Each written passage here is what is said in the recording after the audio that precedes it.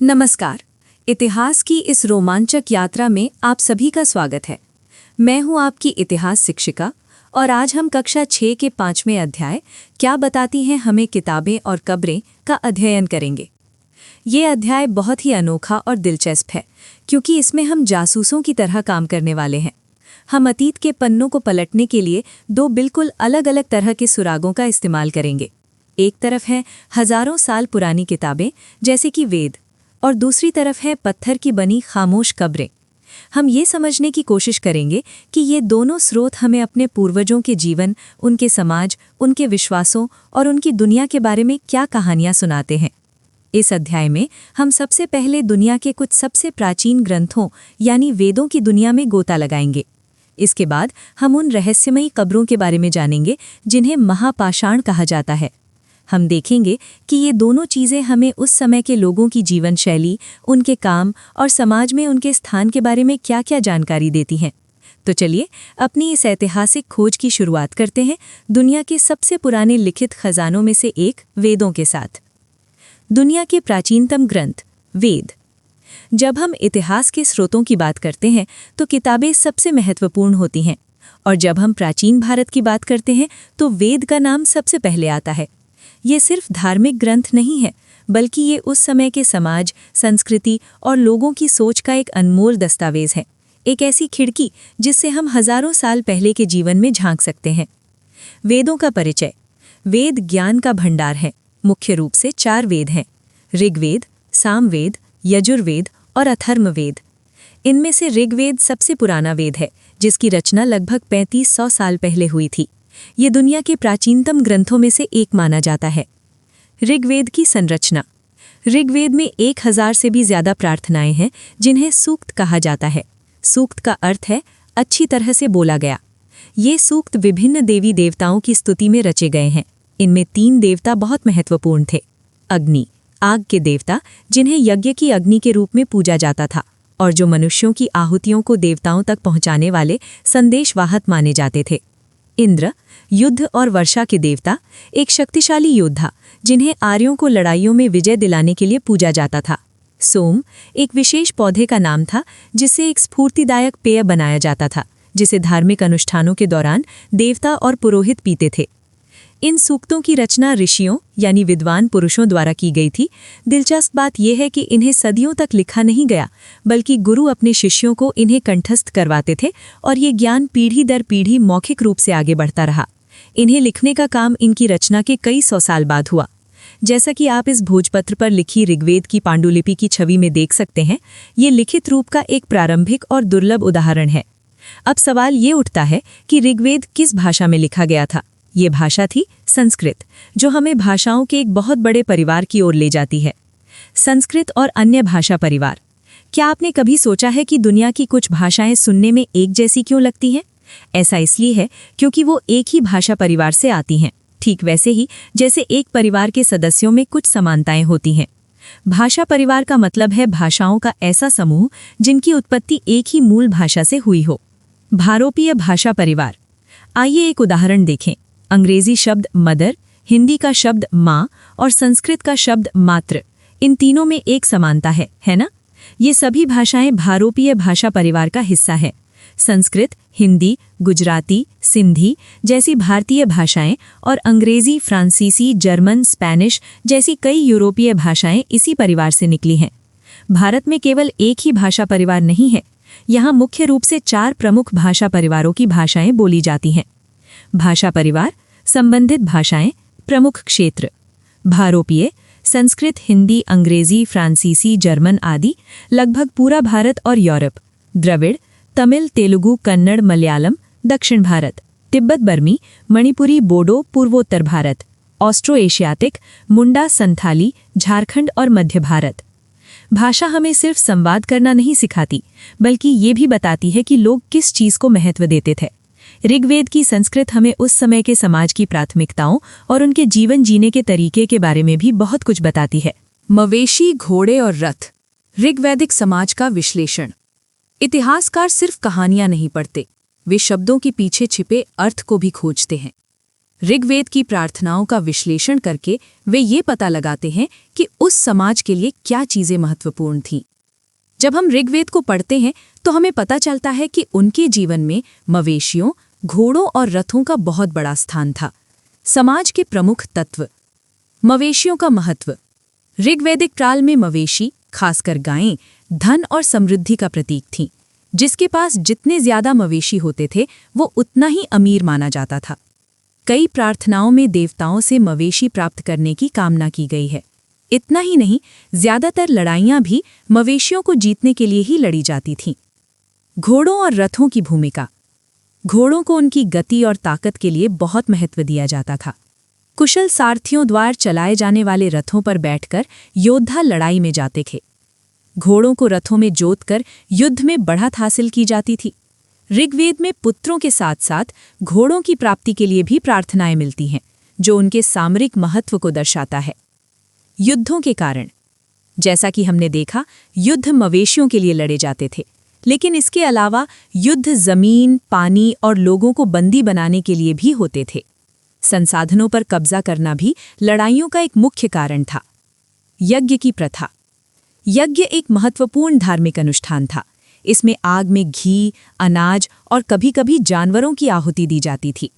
युद्ध में जो भी धन संपत्ति जीती जाती थी, उसका बंटवारा किया जाता था। कुछ हिस्सा सरदार अपने पास रखते थे, कुछ हिस्सा पुरोहितों को दिया जाता था और बाकी आम लोगों में।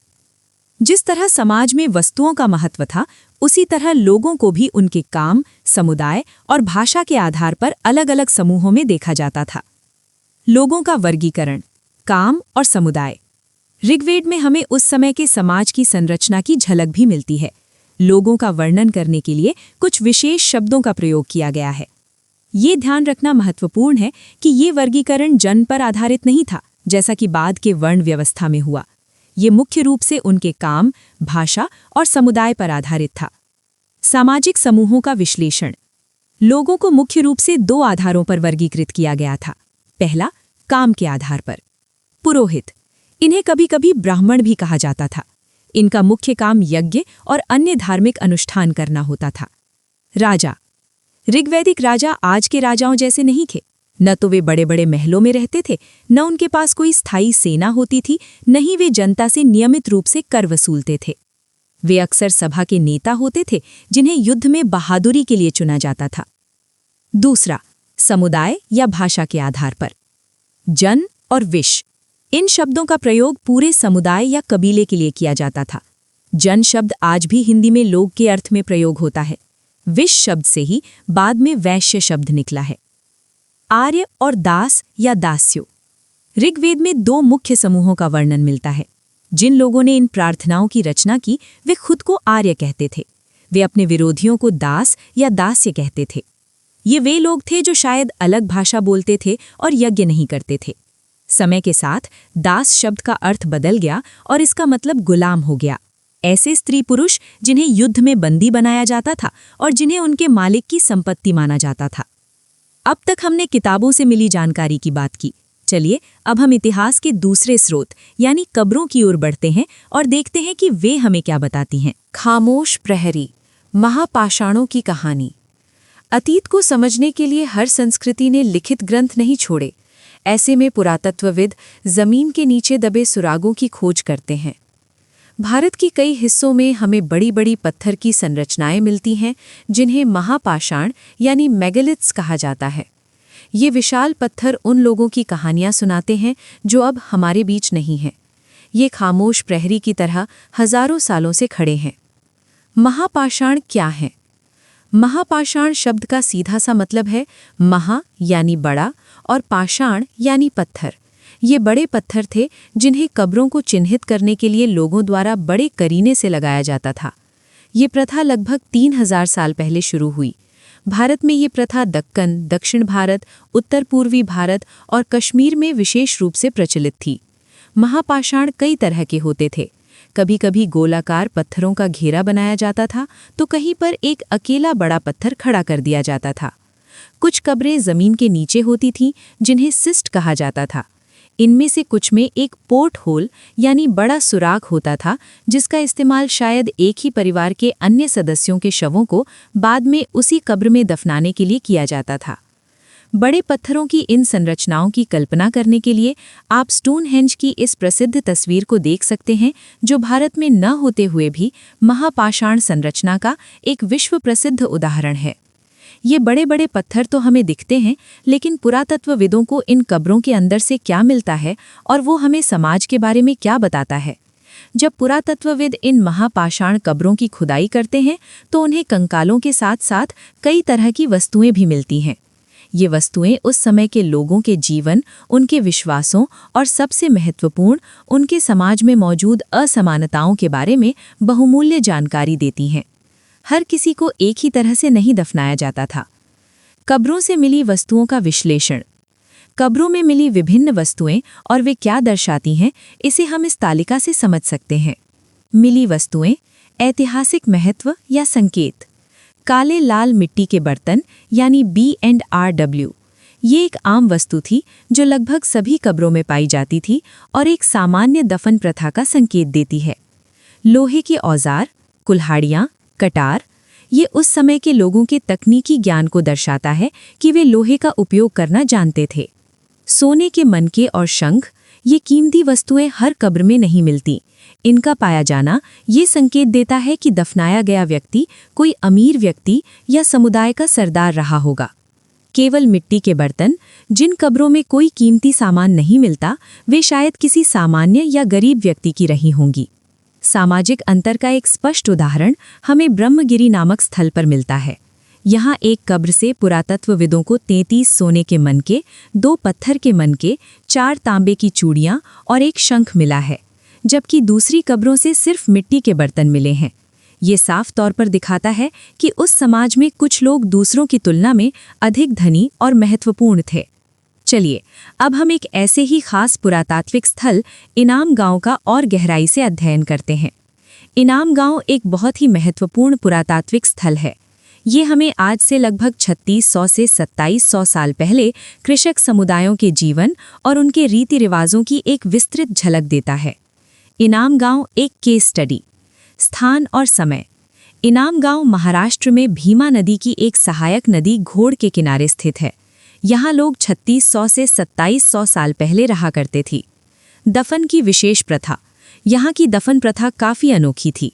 वयस्कों को आमतौर पर गड्ढे में सीधा लिटाकर दफनाया जाता था और उनका सिर उत्तर दिशा की ओर रखा जाता था।